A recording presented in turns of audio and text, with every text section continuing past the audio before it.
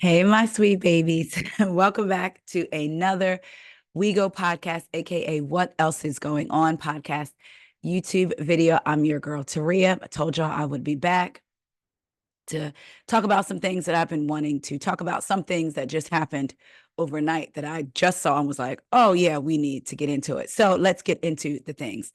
First up, sometimes you hesitate even talking about certain things because you don't necessarily want to give light to that person because people may then go search them up or go to the site wherever they said these things. So it kind of feels like, are you giving them more, not traffic, but kind of sort of.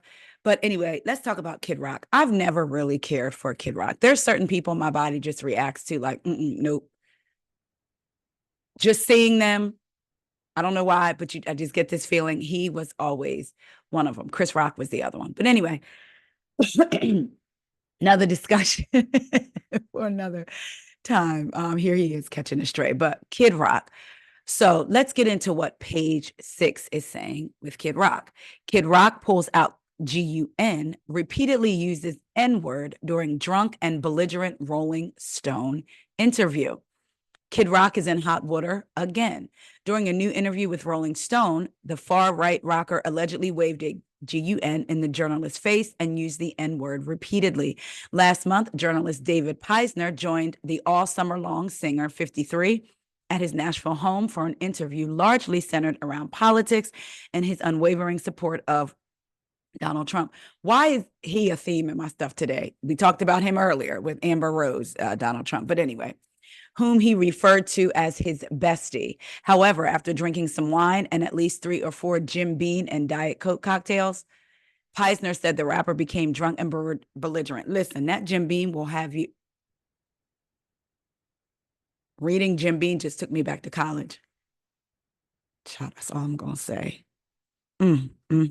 Anyway, at one point, while arguing about politics, Rock, whose birth name is Robert James Ritchie, reached behind his chair and pulled out a GUN, waving it in Peisner's face. And I got a effing GUN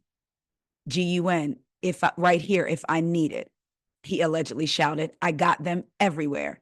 Despite the picture singer brandishing his firearm, the pair continued chatting for over an hour, with Rock casually dropping racial slurs without flinching. According to Peisner, he used the N-word several times while recalling old conversations with friends, and it didn't stop there. It's worth mentioning these are not the only times Ritchie drops the N-word during my visit, the journalist wrote. It'd be easy to label this guy as the rantings of a drunk racist, but as with everything that Ritchie does, it's hard to know how calculated it all is. Over the last decade, Rock, who grew up in upper middle class, because people keep trying to say he's from Detroit, he's from the hood, he's been with Black people all his life. So who grew up in the upper middle class, has grown increasingly polarizing, going from a fun-loving country rocker to an outspoken MAGA mouthpiece. I'm part of the problem, he acknowledged. I'm one of the polarizing people, no question. Sometimes I complain about other people, then I look in the mirror and I'm like, oh yeah, why don't you shut the F up too? Elsewhere in the interview, Rock made several other disturbing comments about immigrants and Black people, even joking that his middle-aged white butler goes by the racially charged nickname Uncle Tom. However, Peisner also interviewed several of the musician's former acquaintances, many of whom questioned how much of Rock's persona is just bravado to manage the emotional fallout of a waning career, compared to actually having such right-wing, deep-seated beliefs.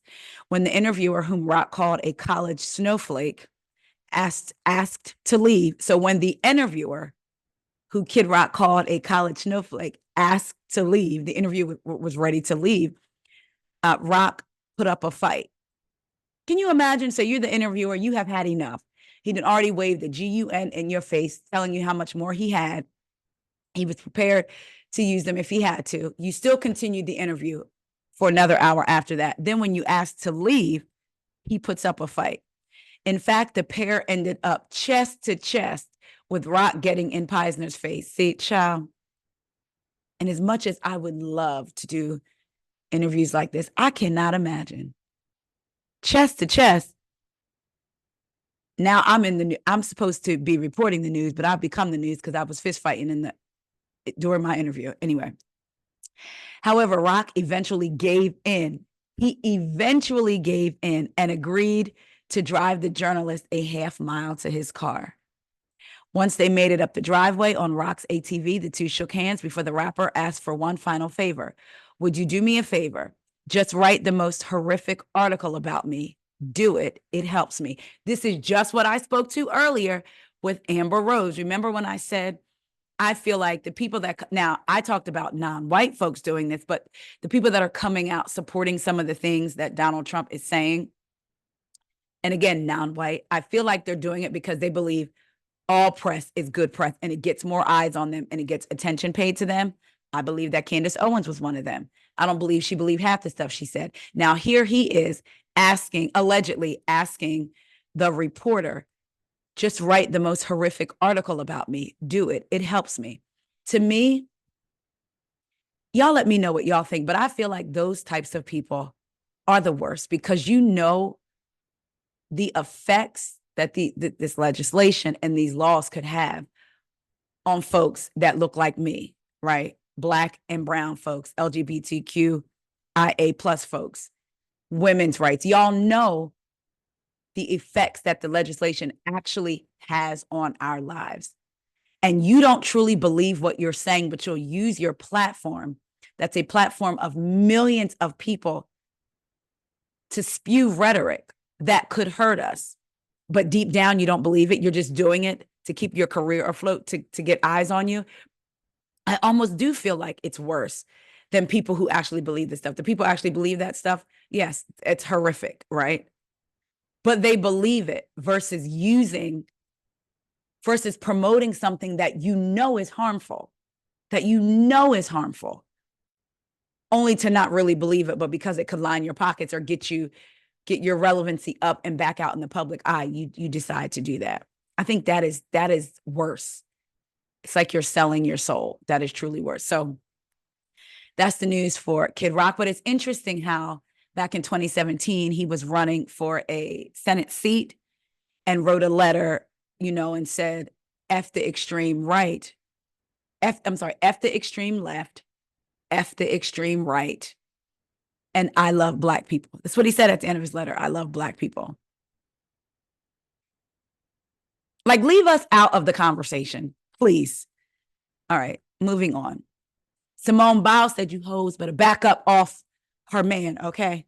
According to Page 6, Simone Biles claps back at haters still being disrespectful to her husband, Jonathan Owens. She says, F off.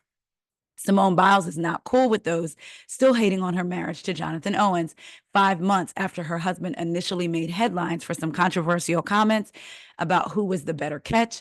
The gymnast took to her Instagram stories to call out the haters who are still blatantly being disrespectful to the couple. So this is what she had on her Instagram story.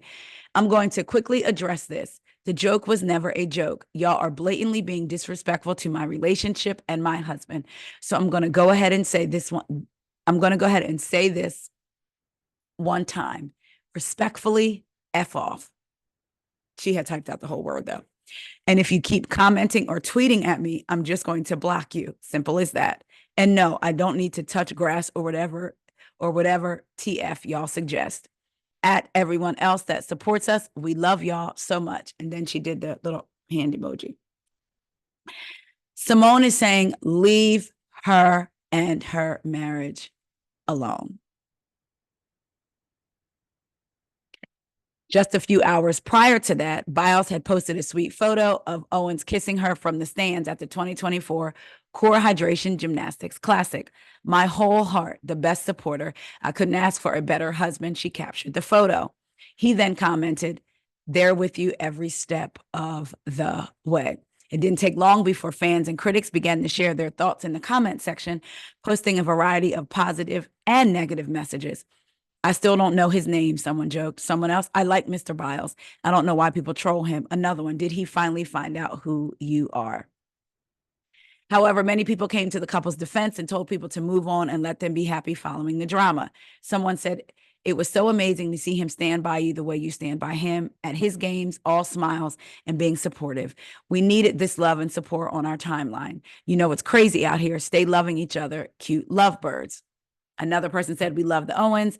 Seeing the clips of him jumping up and down and probably keeping up with your scores gets you right in the feels. Love this for y'all. So Simone is saying back up. It was 5 months ago. It was never really a joke to her. Y'all just leave them alone. And to that, I can say, you know what?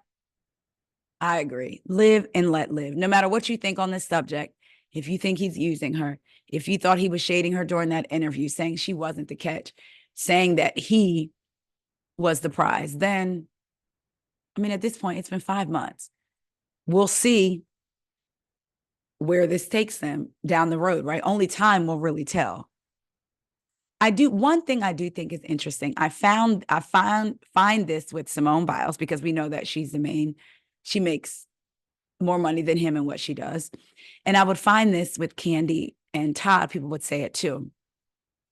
We always talk about women. We should have our own. We should. My grandma said that, my grandma would say that we women should have our own, do what we want to do, make sure we're not dummies over men, make sure you have your own money. Then you see women who have money. And listen, we don't know what their financial planners are advising them of. Maybe they have the bulk of their money, just their name somewhere else. Like, we don't know deep into their finances. We just see that the wife may make more than the husband, right? So we keep telling women, have your own, do your own, get your own. But then when they get with men who make less money, we start calling the men Mr. Burruss, like Todd Burruss instead of Todd Tucker. What's his name? Jonathan Biles instead of Jonathan Owens. It's like, so what that the woman makes more money? Now, as long as she ain't being stupid and just letting him blow through her money, because there's a difference. Like, people talk about Todd used Kandi's money to open restaurants, but ultimately it's benefiting her too. It's not just benefiting him. It's benefiting all of them, the aunties included, right? The old lady gang included. I don't know. Not that I just go back and forth, but I just think, why do we have to belittle just because of the money factor? Sometimes, especially to me with Todd, who seemed to be unproblematic in what we saw on TV. We don't know for sure, right? We don't know if he really was Marvin or not. What Porsha said a couple seasons ago, or some seasons ago. But I don't know. It just kind of always made me feel like Mr. Burruss, like, because he gave up his career, because Kandi said, I don't want you traveling while you're producing. So he gave it up to be home, takes care of his kids, takes them to school. Yes, they call him daddy daycare, but then we say men should be involved in the rearing of their children, which they should. So it's like, so sometimes I'm like, which one is it? Do we just always want something to talk about? That's how I feel sometimes. I don't know, just thoughts that I be having sometimes. Y'all let me know what y'all think. Moving on, let's get on over to Atlanta. Kim Zolciak and Kroy Biermann ordered to follow closet schedule as they lived together during messy divorce. So when I first read the headline, I had to read it like 2 or 3 times, and I was like, closet schedule. So I thought, I'm not gonna lie, maybe it stood for something else in the house and not an actual closet. No, ma'am, it stands for a closet. Real Housewives of Atlanta alum Kim Zolciak and her estranged husband, Kroy Biermann, have been ordered to follow a strict schedule for accessing their shared closet as they continue to live together while going through a messy divorce. RadarOnline.com has learned. In legal documents obtained by TMZ, a judge laid out a plan allowing Kim access to the master bedroom in their Georgia mansion Monday through Friday, y'all, between the hours of 9 a.m. and 3 p.m., and Kroy expressly forbidden from entering during that time. So basically, Kim's got business operating hours in her closet from Monday through Friday. Between the hours of 9 a.m. and 3 p.m., you do whatever you need to do in your master bedroom closet. Get whatever you need to get. The new closet schedule comes nearly 7 months after a judge ordered them to occupy separate sides of the home, granting Kim exclusive use of the basement nanny suite and giving Kroy the primary bedroom. The agreement, which was made to keep the peace after several disputes in front of their children, stated that neither party shall enter the other party's individually awarded space in the marital residence without permission. They have also been forbidden from selling, co-signing, disposing of, or trading any disputed or agreed upon marital property after Kim tried to sell off some of Kroy's belongings, like designer luggage for cash. Child, she didn't try to sell off his stuff for cash. The exes have been forced to keep living together due to their extreme financial woes. They've been hit with numerous lawsuits. We know all of that. Despite their contentious relationship, the estranged couple has been working together to save their home from foreclosure. This week, they asked the judge for a temporary restraining order to block the bank from selling off the mansion in a public auction, reviving a battle that began last year. Is it because they're celebs, or is the bank hoping for it to not be foreclosed? But it seems like they've been given a lot of chances with this foreclosure. Like they just haven't moved forward with it. Like they keep being given chances. Child, I hope that they sell the home and get their money and pay off the debts that they owe, because this is crazy. Let me know what y'all think. Speaking of Atlanta, we're going to go ahead and stay down here, okay? Let's talk about Miss Kandi Burruss. This is according to the Jasmine brand. RHOA alum Kandi Burruss speaks out on cast shakeups and shares what she'll miss most about being a part of the series. Kandi Burruss is excited to pass the Real Housewives of Atlanta torch to the new peach holders. The official cast list for season 16 of RHOA has been revealed. As we recently reported, viewers of the Bravo reality series can expect to see Kenya Moore, Porsha Williams, and Drew Sidora, joined by first-time peach holders Shamia Morton, Mwangi, previously a friend of the show, Brittany Eady, Kelly Farrell, Angela Oakley, and Cynthia Bailey, who is returning as a series friend. During a recent red carpet interview at the 90th Annual Drama League Awards, Kandi Burruss broke her silence on the cast shakeup and shared what she'll miss most about being on RHOA. As you may recall, earlier this year, before the cast announcement, Kandi Burruss shocked many by sharing she had no plans to return to the Housewives franchise. Speaking on what she will and will not miss about being a full-time cast member, Kandi said, y'all, side note, I'm sorry. I truly hope y'all cannot hear my dishwasher in the back, because that happened Thursday when I was recording a video and I had to start the video over. If y'all can hear it, I apologize and will be more careful next time. So Kandi said, I'm not necessarily going to miss that stress. They started filming this week. I was talking to one of them. I can't say who it was, but she was like, girl, it's just a lot. I was like, yeah, I don't know if I missed that part. I forgot about that first stress of getting the ball rolling when you're meeting new people. You don't necessarily miss the stress or the work, but you miss the camaraderie part and knowing that you are part of something great.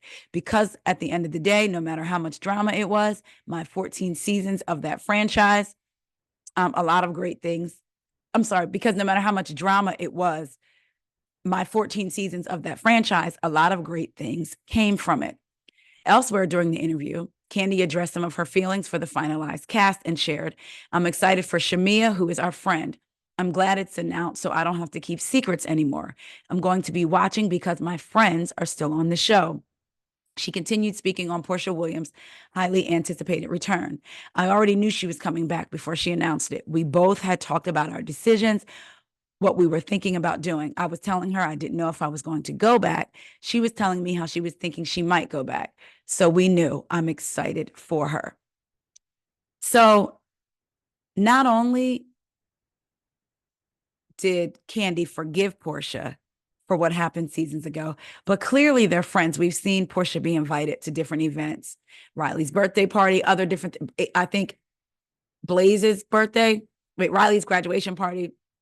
Shout out to Riley. Congratulations, graduating from NYU. And then I think Blaze's birthday party. So it seems like not only did Kandi just forgive Porsha, it seems like they're actually friends for them to be having that conversation.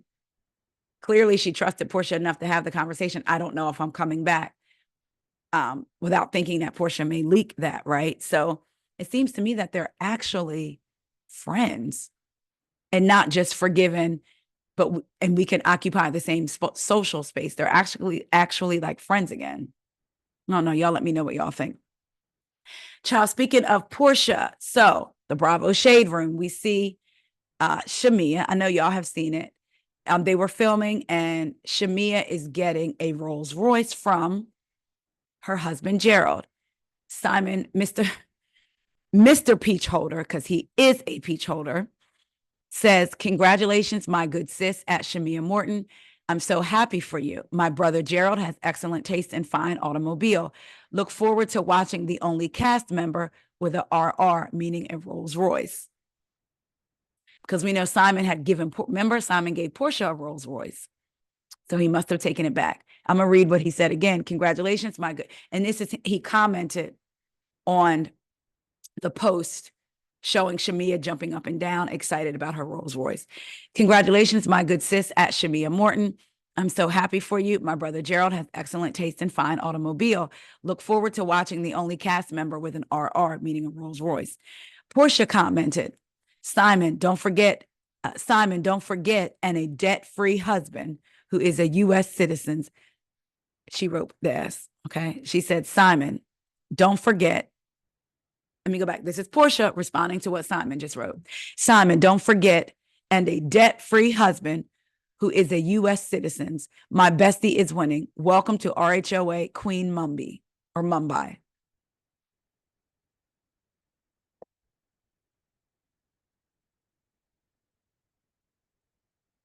Porsha said, I've had enough of you, you beast.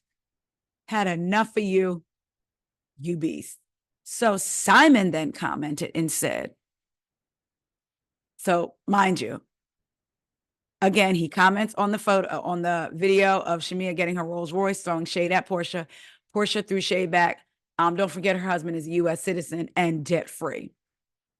Simon then comments, despite not holding U.S. citizenship, this immigrant with 34 plus years of impeccable credit history secured a $7 million home. The property is now inhabited by a U.S. citizen who was once married to me for precisely 453 days. Just imagine that. Now, I'm not going to lie. Sometimes Simon be eating just a little bit. Despite now holding U.S. citizenship, this immigrant with 34 plus years of impeccable credit history secured a $7 million home. The property is now inhabited by a U.S. citizen who was once married to me for precisely 453 days. Just imagine that. Y'all, that was funny to me. But it continues.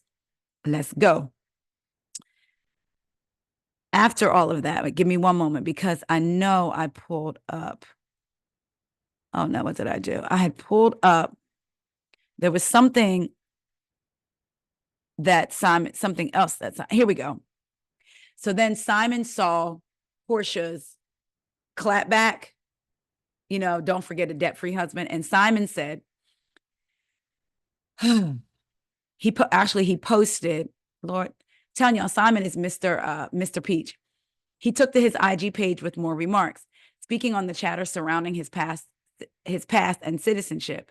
He shared a text post that stated the following: the benefits to American citizenship are: number one, the right to vote in federal elections and have a say in the democratic process. Number two, the ability to travel freely with a U.S. passport. Number three, access to government benefits and programs such as Social Security and Medicare. Number four, eligibility for certain jobs that require U.S. citizenship, such as government positions reserved for U.S. citizens. In my case, as a green card holder, the only limitations I have is the privilege of voting in the U.S. elections and relying on government benefits.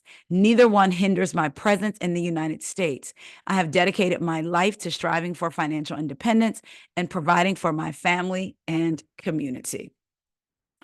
So he's letting the folks know, listen, this is what comes with being a U.S. citizen. These are the only two things I'm missing out of that, but I'm financially free. I'm rich. Or in the words of Karen Huger, I'm debt-free and loaded. Now, are you debt-free and loaded, or is the name that you came here under debt-free and loaded? Because remember, y'all, he got a different name. And see, that's the thing. Remember a couple months ago or a month or so ago, we talked about how allegedly Simon Guobadia wasn't his real name because he got rejected from becoming a U.S. citizen. Application was denied for becoming a U.S. citizen because of some problems that he had gotten to in his past. Then he reapplied under a different name and has been here under that name since. So are you or the persona that you've created debt-free and loaded? And is he not going to get in trouble for that? Maybe the U.S. is like, child, he's been here 34 years. I don't know. I just wonder about that. Simon also has some more to say, child. Simon. According to the Jasmine brand, Simon Guobadia says his 3 children are displaced and homeless amid Porsha Williams' divorce. Simon Guobadia is making more claims amid his ongoing divorce from Porsha Williams. In a new Instagram post shared today, Tuesday, May 21st, the Nigerian businessman alleged that his 3 children are homeless amid reports that Porsha Williams and her daughter Pilar still live in the home the now exes shared before their breakup. The Real Housewives of Atlanta star 42 filed for divorce from Simon in February after 15 months of marriage. The Nigerian businessman, who was denied U.S. citizenship due to his criminal past, has since been vacationing in Dubai. Now he appears to be blaming Porsha Williams for his 3 children from previous relationships having nowhere to live. This is what he shared on his Instagram. So the first page, what about Simon's homeless kids? That's what it said. Adding more in the caption, he continued by thanking the mothers of his kids for stepping up amid his and Porsha's divorce. He says, I would like to publicly thank the mothers of my 3 minor children who have stepped up to provide cover for our minor children. We are into the 3rd month of litigation without proper visitation. These women have played their part as co-parents and are now asked to do more with the added burden of caring for my children when they are supposed to be in my care. My children are growing and maturing every day and unfortunately do not have the benefit of my presence. He also added, seemingly everyone wants to focus on everything but what's important in a family, especially when it comes to children and co-parenting. I have had joint physical custody of my kids for 5 years. Those boys are in my home 2 weeks out of the month. I also have visitation rights to my daughter, who is 11 years old and lives in California, and last minute had to be diverted to Dubai for spring break. She was ultimately out of a home for 3 weeks during spring break, all 3 kids currently displaced. I would like each and every one of you, especially those with kids, pray for me and my family. They deserve consideration as well.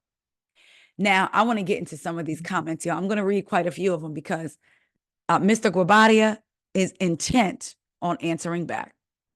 One person says, why didn't you just run another house in the States? Why did you go all the way to Dubai? He answered, some of us have to work in different parts of the world, and it is not always around the block from our homes. Another said, from one businessman and have ex-wives to another, why do you put your business out here like this? He said, because someone else did. You fight battles in the same arena that it got started. Last I checked, I did not start it. I'm just here to finish it. With this emoji. Another comment, Simon sold his home and Porsha gave her home to her mother. Simon and Porsha purchased his home together right before they got married. That house is as much as hers as it's his. No one has been misplaced. Why y'all keep saying this? He said, now mind you, this person didn't even add him, but he added her and said, sold. So I guess meaning he sold 2 multi-million-dollar properties and used the proceeds as down payment. And you believe a marriage that lasted 453 days entitles the other party to equity in the home? Let that happen to your family member, not me. With the shrugging shoulders emoji. Someone else said, correct me if I'm wrong, but didn't you sign that agreement when you 2 got married? If so, that was your choice to sign on the dotted line in case of divorce. You weren't thinking of your children then. That should have never been an option. He says, prenups are contractual agreements/contract subject to several elements of consideration, including fairness in order for them to be enforceable. The courts would eventually make that determination of its enforceability, of fairness, amongst other things. So people take the time, pay lawyers to draw up prenups in the event of a divorce. And if that happens and a divorce comes about, we now need to spend money and energy fighting the prenup to make sure the thing that I signed on the dotted line was actually fair when I signed it, even though we had lawyers look over it then. Okay. Someone else said, why didn't you just rent another house in the States? Oh yeah, why did you go all the way to Dubai? And then that's the same one. Some of us have to work in different parts of the world, and it's not always around the block from our homes. Child Simon is out here in these streets. He said, I'm going to the social medias, to the public, to let us know his side of the story. So y'all let me know what y'all think. Y'all let me know what y'all think about Kid Rock. I mean, remember, in 2017, he said, I love Black people. Child, I always. We also talked about Simone Biles. She said, y'all better leave my man alone. My man, leave him alone.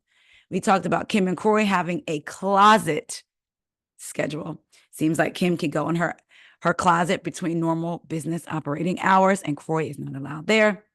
And let me know what y'all think about these social media antics. Oh, and I forgot, I'm sorry. During the social media antics about the Rolls Royce, when Simon commented on Shamia, the video of Shamia, I think that was from the Bravo Shade Room. He commented, it'll be fun watching the only cast member with a Rolls Royce. And then Porsha did her clap back. Kenya said, let me jump in real quick. I have a Rolls Royce, but I bought my own years ago. I thought that was funny. So Kenya said, Shamia ain't the only one, ain't the only cast member with a Rolls Royce. I got one, which I bought years ago. So y'all let me know what y'all think about the social media antics. Are you looking forward to Atlanta? I know I asked that, but the more and more things come out, and now we're seeing little snippets of them filming.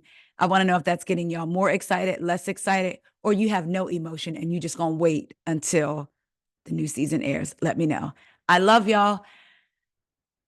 I need to get ready to go and watch this latest episode of Jersey so I can do last week's and this week's episode. Y'all, I did have an attitude because Jersey gets to me in a different way than Potomac. Potomac, like Jersey, it's low stakes for me.